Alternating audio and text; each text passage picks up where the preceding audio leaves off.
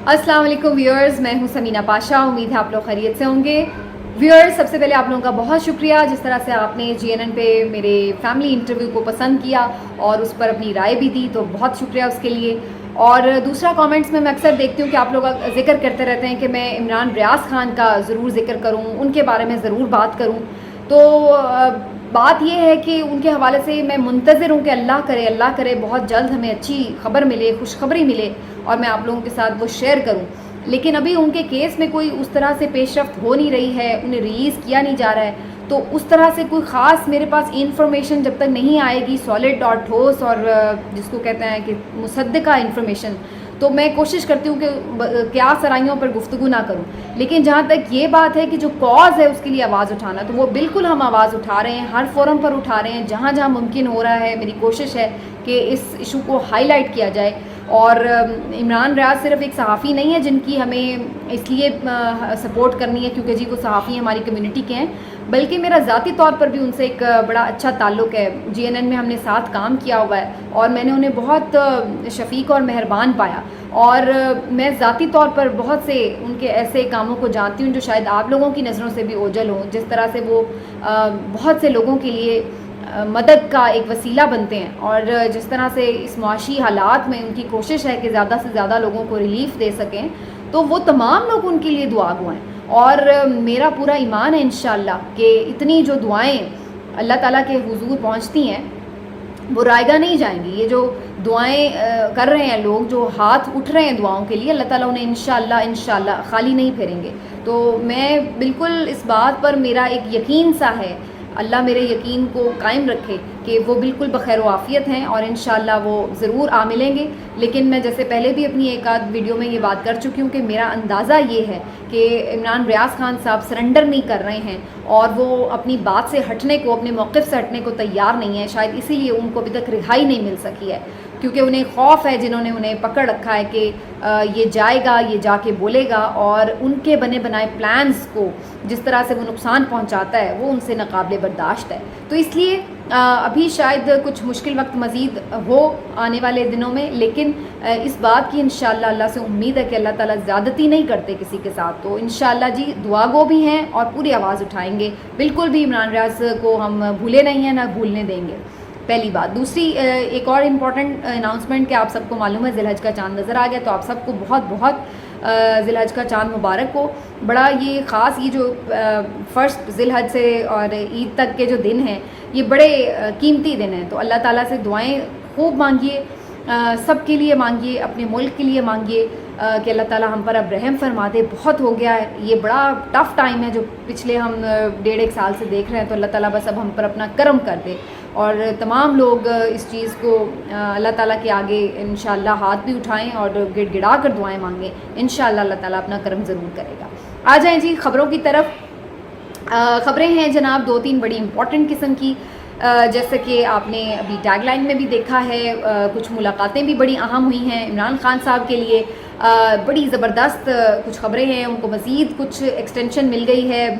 ज़मानतों में और उससे नज़र ये आ रहा है कि मज़ीद उनका आगे का जो टाइम है वो कुछ थोड़ा सा उन्हें मिला है रिलीफ़ का। और इमरान खान साहब ने आज अदालत में बड़ी अहम बातें भी की हैं, कुछ एक अहम मुलाकात भी हुई है उनकी अदालत में, तो वो भी आपसे डिस्कस करते हैं। फिर एक नई मुश्किल इस्टेब्लिशमेंट के लिए खड़ी हो गई है और वो इस्टेब्लिशमेंट के लिए मज़ीद दर्द सर बनने जा रही है, और वो कौन सी मुश्किल है उसका जिक्र करेंगे जनाब। और फिर थोड़ा सा आपको बताएंगे कि आगे का जो मंजरनामा है उसमें अब नई प्लानिंग क्या हो रही है। तो आपसे इस मौके पर रिक्वेस्ट है कि चैनल को सब्सक्राइब भी कर लें और वीडियो को लाइक और शेयर भी किया करें। अच्छा जी, बात शुरू कर लेते हैं यहाँ से कि इमरान खान साहब की मुलाकात किससे हुई। इमरान खान साहब जी आज पहुँचे थे इस्लामाबाद, मुख्तलिफ़ अदालतों में उन्हें पेश होना था ज़मानतों के लिए। वो एक्सटेंशन भी उन्हें मिल गई, बुशरा बीबी भी साथ ही थी, उन्हें भी मिल गई है ज़मानत मज़ीद, और जुलाई तक अब उन्हें कोई फ़िक्र की बात नहीं है। अब दूसरा उसमें जो अहम नुकता है वो ये कि इमरान खान साहब जब अदालत पहुँचे तो वहाँ पर असद उमर साहब भी तशरीफ़ लाए हुए थे अपनी ज़मानत के सिलसिले में, और दोनों की वहाँ पर आंखें हुई चार और मुस्कुराहटों का हुआ तबादला, और कुछ मानी खेज सी मुस्कुराहट और हेलो हाय भी हुई। اور اس کے بعد لیکن بہت زیادہ وہاں پر انہوں نے گفتگو نہیں کی، اور مجھے لگتا ہے یہ دانستہ انہوں نے ایسا نہیں کیا۔ اسد عمر صاحب آ کر یہ تو اناؤنس کر چکے ہیں کہ وہ کوئی پارٹی میں اتنے فعال نہیں ہیں یا کوئی عہدے پہ نہیں ہیں اس وقت، لیکن ابھی وہ پی ٹی آئی سے وابستہ ہیں، اور عمران خان صاحب سے اگر وہ بہت زیادہ یہاں پر کوئی گفتگو کرتے یا بڑا کوئی اظہار یکجہتی کریں گے، کیونکہ اس وقت جو پیٹرن نظر آ رہا ہے نا، اس بات کو سمجھیں کہ جو جتنا گج وج کے کہتے ہیں نا کہ آ کے دو ٹوک اعلان کرتا ہے کہ میں کھڑا ہوں، میں ایسے، میں ہلوں گا نہیں، اس کے اوپر زیادہ مصیبت نازل ہو جاتی ہے، اور اس کو وہ زیادہ نظر میں آتا ہے، اور اس کو زیادہ نچوڑا جاتا ہے کہ اس کو تو پکڑو نا ذرا، اس کی تو ذرا نکالیں ساری جو جذبہ ہے۔ تو بہتر اس وقت یہ کہ جو ساتھ رہنا چاہتا ہے وہ زیادہ شور نہ مچائے اور چپ کر کے ساتھ دے، اور جہاں موقع ہو وہاں پہ ضرور تھوڑی بہت گفتگو کر لیں، لیکن ضرورت سے زیادہ جو یہاں پر اس وقت جذبہ دکھانا ہے وہ تھوڑا سا نقصان دہ ثابت ہو رہا ہے۔ اور اسد عمر صاحب نے اس کو اسد عمر صاحب بڑے وائز اور بڑے پریکٹیکل سے پولیٹیشین ہیں، تو وہ جذبات میں بڑے بڑے نعرے لگانے کے عادی اس طرح سے بھی نہیں ہیں، تو مجھے لگتا ہے کہ انہوں نے بڑا کیلکولیٹڈ وے میں اپنا ایک پورا راستہ تھوڑا سا بنایا ہوا ہے کہ انہوں نے فی الحال اتنی سی انٹریکشن کرنی ہے کہ جہاں پر بہت زیادہ مشکل نہ ہو، اور میرا پکا یقین ہے کہ عمران خان صاحب کو اس بات کا آئیڈیا بھی ہے، اور وہ اس بات کو مائنڈ نہیں کر رہے کہ اگر کوئی اسد عمر صاحب بہت فعال نہیں ہیں، انہیں اندازہ ہے کہ بجائے اس کے کہ یہ بھی اتنا سا بھی جو تعلق ہے اس سے بھی جائیں، بہتر یہ ہے کہ فی الحال یہ ساتھ تو ہیں اور ان کو جو ہے وہ ایک سپیس ملی رہے۔ تو اسد عمر صاحب سے بہت زیادہ گفتگو نہیں ہوئی، انہوں نے بھی بہت زیادہ نعرے بازی، یکجہتی، پیار محبت کا اظہار نہیں کیا خان صاحب سے، اور بس ایک رسمن سی ہیلو ہائی ہوئی، شناسائی جیسے ہوتی ہے، اور راہ میں ان سے ملاقات ہو گئی، وہ والی صورتحال تھی، اور اس کے بعد پھر دونوں نے اپنی اپنی ضمانتیں لیں اور چلتے بنے۔ اسد عمر صاحب پہلے روانہ ہو گئے تھے، اور اسد عمر صاحب کے ساتھ عمران خان صاحب بیٹھے بھی نہیں، اور اس پر بڑی ویسے چہم گوئیاں ہو رہی تھی، میں دیکھ رہی تھی سوشل میڈیا پر، کوئی کہہ رہا ہے کہ جی اسد عمر صاحب جو ہیں ان کو اوقات یاد دلا دی، کسی نے کہا کہ نہیں جی عمران خان صاحب نے لفٹ ہی نہیں کرائی، اور اس طرح کی باتیں ہو رہی تھی، لیکن میرا اندازہ ہے کہ دونوں اتنے میچور ہیں کہ وقت کی نزاکت کو سمجھ رہے ہیں، اور اس میں میری خیال ہے کہ کوئی کبات نہیں، کیا ضرورت ہے بڑھ بڑھ کے اتنے فی الحال نعرے لگانے کی، ذرا دھیمے رہیں تو زیادہ بہتر ہے، ورنہ پھر اتنا ہی زیادہ سخت معاملہ جو ہے ان کے ساتھ پیش آتا ہے، اور یہ ہم نے دیکھا ہے پرویز الہی صاحب کے معاملے میں۔ تو دوسری جو اہم ملاقات ہوئی ہے وہ پرویز الہی صاحب کی ہوئی ہے جناب جیل کے اندر چودھری شجاعت حسین اور ان کے صاحبزادے کے ساتھ۔ پرویز الہی صاحب بھی جتنا پیشی پر آ رہے تھے اور بہت وہ بڑھ چڑھ کر بتا رہے تھے کہ جی وہ بڑے ڈٹے ہوئے ہیں یہ وہ، تو پھر اتنا ہی ان کو اب سخت حالات کا سامنا کرنا پڑا ہے۔ جیل میں ان کے ساتھ جو سلوک ہوا ہے وہ میں پہلے آپ سے ڈسکس کر چکی ہوں، نہ ان کو میٹرس دیا گیا ہے، نہ ان کو ملنے دیا جا رہا ہے، نہ ان کے کوئی خیال رکھا جا رہا ہے صحت کے حوالے سے، تو کافی سختی کی گئی ہے ان کے ساتھ، اور جب لاسٹ پیشی پہ وہ آئے تھے تو وہ کافی بجھے ہوئے تھے، اور اس میں پھر وہ اپنے مصائب کا ذکر کرتے بھی نظر آئے۔ اب لیٹسٹ ڈیولپمنٹ یہ ہوئی کہ چودھری شجاعت حسین صاحب پہنچے، ان کے ساتھ گفتگو بھی ہوئی، ملاقات بھی ہوئی، بڑے پروٹوکول سے انہیں جناب ملاقات کروائی گئی، آئی جی جیل خانہ جات نے خود جا کے ملاقات کروائی، اور یہ ملاقات صرف یہی نہیں تھی کہ محض ایک ملاقات تھی کہ جی رشتہ داروں سے ملاقات ہوگی، بلکہ اس میں پورا ایک میسج جو ہے وہ پرویز الہی صاحب کو پہنچایا گیا ہے۔ چودھری شجاعت حسین بیسکلی پرویز الہی صاحب کو یہ قائل کرنے گئے تھے کہ اب آپ اس تحریک سے پیچھے ہٹ جائیں، عمران خان کا ساتھ چھوڑ دیں، قاف لیگ میں واپس آ جائیں، آپ کے یہ مصائب، آپ کے یہ مسئلے یہ ختم ہو جائیں گے، اور آپ کی یہ مشکلیں جو ہیں یہ آسان ہو جائیں گی۔ تو اب ان کو یعنی تصویر کا ایک بھیانک رخ دکھا کر اب انہیں ایک دوسرا رخ پیش کیا جا رہا ہے کہ اگر آپ یہ سب چیزیں عمران خان کا ساتھ چھوڑ کر ادھر آ جائیں اور مونس کی باتوں کو چھوڑیں، وہ جو جذباتی نوجوان ہے خود وہ وہاں بیٹھا ہے اور آپ مشکل میں جیلیں کاٹ رہے ہیں، تو بہتر یہ ہے کہ آپ بھی کچھ ایک عقل کی راہ لیں اور آرام سے چھوڑیں عمران خان کو۔ آپ کون سے شروع سے ان کے ساتھ وہ نظریاتی صحافی ہیں، تو بس ٹھیک نظریاتی ورکر ہیں، تو آپ بس ان کا جتنا ساتھ دے سکتے تھے دے دیا، اب آ جائیں اور آپ واپس ہمارے ساتھ شامل ہو جائیں، ہمیں بھی کوئی پرابلم نہیں ہے، اور آپ کے مسئلے مسائل بھی حل ہو جائیں گے۔ ساتھ میں چودھری شجاعت صاحب نے کچھ کوشش بھی کی ہے کہ انہیں جیل میں کچھ بہتر انتظامات فراہم کر دیے جائیں۔ اب اس کے اوپر دونوں قسم کی رپورٹنگ ہو رہی تھی، میں نے یہ خبر بھی سنی کہ جی وہ فی الحال انہوں نے انکار کر دیا ہے، اور انہوں نے کہا کہ نہیں جی میں یہیں پہ ہوں اور بالکل خان کا ساتھ دوں گا، اور دوسری بھی میں نے خبر سنی، اور یہ تو میرے اپنے چینل کے جو بیورو چیف ہیں ان کی خبر بھی تھی، انٹرنل سٹوری تھی، اور ان کا یہ کہنا تھا کہ جناب چودھری پرویز الہی صاحب جو ہیں بظاہر ایسا لگ رہا ہے کہ وہ کنونس ہو گئے ہیں، اور انہوں نے فائنل بس مشاورت کے لیے جو ہے وہ وقت مانگا ہے، لیکن الٹیمیٹلی وہ اس کے لیے جو ہے وہ راضی ہونے جا رہے ہیں، تو وہ بڑی اناؤنسمنٹ کوئی اگلے ایک آدھ دن میں کر بھی سکتے ہیں۔ تو یہ ایک بڑی ڈیولپمنٹ ہے۔ اب اگر آپ میرے سے پوچھیں کہ میری کیا اس پر اندازہ ہی ہے، کہہ سکتے ہیں، میرا اندازہ ہے کہ شاید واقعی آپ دیکھیں کہ 2-4 دنوں بعد شاید پرویز الہی صاحب سسٹین نہ کر پائیں اور وہ واپس قاف لیگ کا حصہ بن جائیں، کیونکہ یہ بڑی انڈرسٹینڈیبل بات ہے کہ مونس جہاں پر ہیں وہاں پر کنوینئنٹلی یہ کہنا اور یہاں پر آ کے جیل میں اس عمر میں مسئلے مسائل برداشت کرنا، ان دونوں چیزوں میں بڑا فرق ہوتا ہے. تو میرا خیال ہے کہ مونس بھی اس بات کے اوپر انہیں یہ گو ہیڈ شاید دے دیں کہ پھر آپ جو بہتر فیصلہ کریں اپنے لیے کر لیں، کیونکہ ابھی تک جو زیادہ ایک مسئلہ رہا ہے پرویز الہی صاحب کو وہ مونس کی وجہ سے رہا ہے کہ وہ مونس کی ایک تو سیاست کو بھی آگے بچانا چاہتے ہیں، زیادہ بہتر سائڈ پہ لے کے جانا چاہتے ہیں، اور دوسرا ویسے بھی ظاہر ہے مونس کی وہ بات سنتے ہیں تو وہ اس وجہ سے بھی رکے ہوئے تھے. لیکن اب یہاں پر جو صورتحال ہے وہ شاید ہمیں اگلے چند دنوں میں بدلتی ہوئی نظر آئے، اور شاید میرا اندازہ یہ کہہ رہا ہے کہ پرویز الہی صاحب مزید سسٹین نہ کریں، اس طرح انہیں ریلیف میں مل جائے گا. لیکن آپ یہ دیکھیے کہ کتنا ہمارے سسٹم کا یہ انفارچونیٹ سارا ایک بھیانک چہرہ ہے جو میں نظر آ رہا ہے کہ مطلب کیسز اپنی جگہ موجود ہوں گے، سارے کرپشن سب کچھ پھر سب کو بھول جائے گا. اگر وہ صرف عمران خان کا ساتھ چھوڑ دے تو پھر سارے کیسز کا کوئی ایشو نہیں ہوگا، لیکن اگر وہ عمران خان کے ساتھ ہے تو پھر سارے کیسز بہت بڑا مسئلہ بن جائیں گے، سارے قانون اور آئین جو ہیں سب کو یاد آ جائیں گے. میں یہ کہتی ہوں کہ وہ عمران خان کا ساتھ چھوڑ بھی دے نا تو تب بھی آپ اس کو پھر پکڑ کے رکھیں اگر آپ کے لیے کیسز ایشو ہیں، اور اگر آپ کے لیے کیسز ایشو نہیں ہیں تو محض اس کا مطلب یہی ہوا نا کہ آپ نے اسی چیز کے لیے پکڑا ہوا. اب سب کو نظر آ رہا ہے کہ یہ ایک اوپن فیکٹ ہے، اس میں کوئی یعنی کوئی کسی کو ابہام تو رہ نہیں گیا، سب کو پتہ ہے کہ کیا ہو رہا ہے. تو یہ ہے ہمارے ملک کا اصل چہرہ، یہ ہے یہاں پر رول آف لا کی بات جو کی جاتی ہے نام نہاد. تو یہ جناب دوسری اہم ملاقات تھی. جو تیسری اہم ملاقات تھی وہ عمران خان صاحب کی ہوئی لطیف کھوسہ صاحب کے ساتھ. لطیف کھوسہ صاحب پیپلز پارٹی کے سینئر رہنما ہیں، اور عمران خان صاحب چونکہ اسلام آباد میں آج گئے ہوئے تھے پیشیوں پر، پھر اس کے بعد وہ کچھ دیر کے لیے لطیف کھوسہ صاحب کے ہاں گئے. وہاں پر ان کی تقریباً 1.5 گھنٹہ ان سے ملاقات ہوئی ان کی رہائش گاہ پر. لطیف کھوسہ کے گھر پر کچھ دن پہلے فائرنگ کا ایک واقعہ بھی پیش آیا تو اس پر بھی مذمت کی عمران خان صاحب نے ان سے جا کر. اور پھر ایک بڑی ڈیولپمنٹ بھی اس ملاقات میں ہوئی، وہ یہ کہ کوئٹہ میں جو ایک وکیل عبدالرزاق شر صاحب جن کو قتل کر دیا گیا تھا کچھ دن پہلے، اور اس کا مقدمہ بھی عمران خان پر ڈال دیا گیا تھا، تو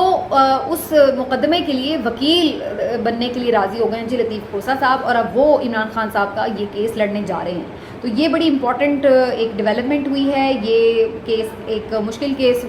ہے تو نہیں، لیکن بنانے والے بنا سکتے ہیں جناب. تو کوئٹہ میں اب یہ جو واقعہ ہے اس کے اوپر کوئٹہ کی جو عدالت ہے بلوچستان ہائی کورٹ نے بھی عمران خان صاحب کے وارنٹ جو ہے وہ جاری کر دیے تھے. تو اب لطیف کھوسہ صاحب نے جو گفتگو بھی کی عمران خان سے ملاقات کے بعد، تو انہوں نے کہا ہے کہ یہ اسی طرح کی کوشش کی جا رہی ہے جیسے ذوالفقار علی بھٹو صاحب کو قتل کیس میں پھنسانے کے بعد انہیں قتل کر دیا گیا تھا، عدالتی قتل تھا. تو یہ اسی ٹائپ کا فارمولہ دوبارہ اپنانے کی کوشش کی جا رہی ہے، لیکن انشاءاللہ ان کا کہنا ہے کہ وہ یہ کیس جیت جائیں گے اور اس میں کوئی سبسٹنس نہیں ہے. تو یہ ایک بڑی اہم ڈیولپمنٹ ہے کہ پیپلز پارٹی کا ایک جیالہ جو سابق گورنر بھی رہا، جو اٹارنی جنرل بھی رہا، اور خود بڑا سینئر مشیر اور وکیل رہا ہے بی بی کا بھی مختلف کیسز میں، آصف زرداری صاحب کا بھی، وہ اب عمران خان کا کیس لڑ رہا ہے. تو یہ ایک وہ بھی جب پیپلز پارٹی حکومت میں ہے تب. تو یہ ایک بڑی ڈیولپمنٹ ہے جناب کہ اس طرح بھی ہوتا ہے جب آپ دیکھتے ہیں کہ کچھ لوگ اپنے موقف پہ کھڑے ہوتے ہیں. تو یہ ایک تیسری ملاقات تھی جو اہم، اور وہ آپ نے دیکھی. اب جناب یہ سب کچھ جو ہو رہا ہے اس کے بعد اب اسٹیبلشمنٹ کے لیے ایک مشکل یہ کھڑی ہو گئی ہے کہ عمران خان صاحب نے آہستہ آہستہ وکلا سے ملاقاتیں کر کے، اور جو جنرلی بھی وکلا کا ایک ہم دیکھ رہے تھے ایٹیچیوڈ، مختلف بارز کے حوالے سے جو موقف آ رہے تھے، مختلف تقاریر میں جو تقاریر ہوئی ہیں، میں خاص طور پر ربیہ باجوہ صاحبہ کی یہاں پہ تعریف کرنا چاہوں گی جو کہ لاہور ہائی کورٹ بار کی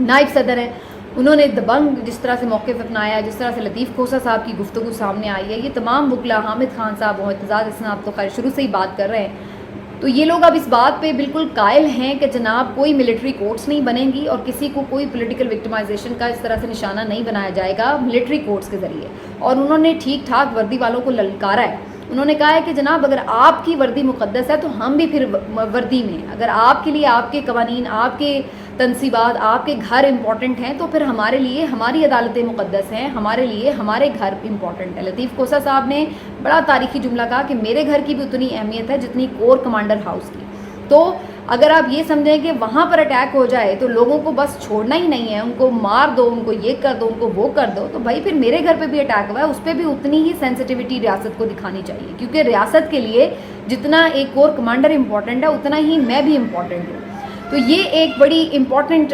ڈیولپمنٹ ہے کہ جو وکلا تحریک ہے وہ ایسا لگ رہا ہے کہ کھڑے ہونے جا رہی ہے اس حکومت کے خلاف، اور اسٹیبلشمنٹ اس پہ تھوڑی پریشان بھی نظر آتی ہے. کہ کیونکہ اس سے پہلے بھی ماضی میں ہم نے دیکھا ہے کہ جب بھی وکلا کھڑے ہوئے ہیں انہوں نے کوئی موومنٹ چلائی ہے تو وہ کافی زیادہ